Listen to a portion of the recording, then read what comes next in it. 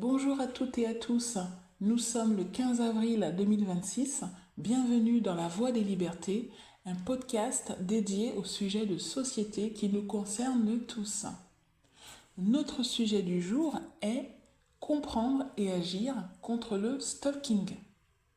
Le stalking est un mot anglais qui veut dire en français traquer. Le stalking est une forme de harcèlement obsessionnel envers un individu. C'est un harcèlement impliquant des actions répétées et indésirables d'un auteur sur une victime en particulier, à des fins de dégrader ses conditions de vie. Il s'agit d'un comportement très dangereux et d'une violence inouïe.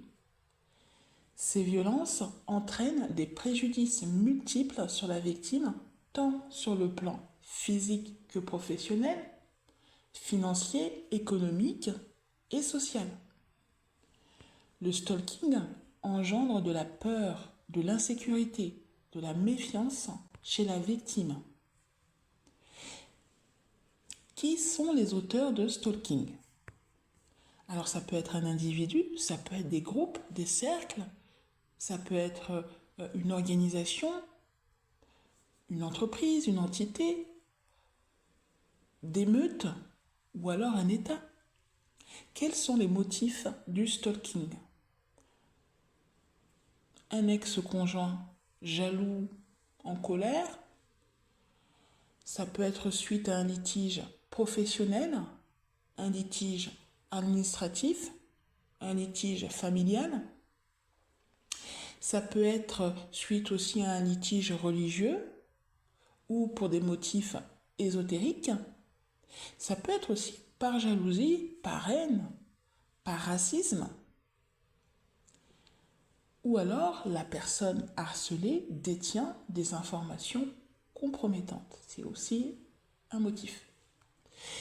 Quels sont les comportements typiques du stalking? Les actes de stalking individuels peuvent sembler anodins, mais leur accumulation crée un sérieux problème. Parmi ces actes, on trouve des appels téléphoniques malveillants, des messages malveillants, des envois de communication non désirés en grand nombre, des téléphones et des ordinateurs piratés, une surveillance et un espionnage au quotidien de la victime, intrusion dans sa vie privée, contact avec des tiers pour obtenir des informations sur la victime, accusations mensongères, des diffamations, des insultes, des menaces, des agressions physiques, des intrusions dans le domicile, des objets déplacés, des documents volés. Cette liste n'est pas exhaustive. Alors, que faire si vous êtes victime de stalking? Déjà, il ne faut pas culpabiliser. La responsabilité incombe entièrement à la personne, à l'organisation ou au cercle ou au groupe ou à l'État qui vous harcèle. Donc, tout d'abord, il faut reconnaître les signes. Ne pas minimiser des comportements répétitifs et intrusifs. Notez tous les faits nuisibles, indésirables. Deuxièmement, il faut informer votre entourage de votre situation, mais aussi certaines associations et ou institutions compétentes pour faire face à ce type de violence.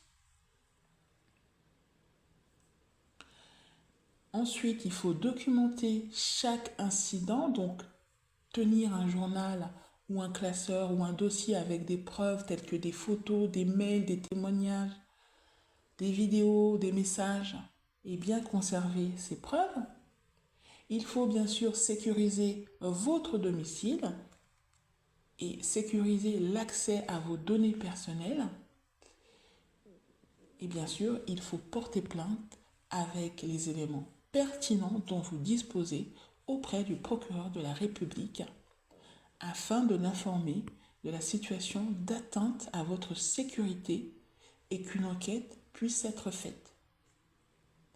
Nous vous remercions pour votre attention et nous vous donnons rendez-vous demain pour un autre podcast. Merci.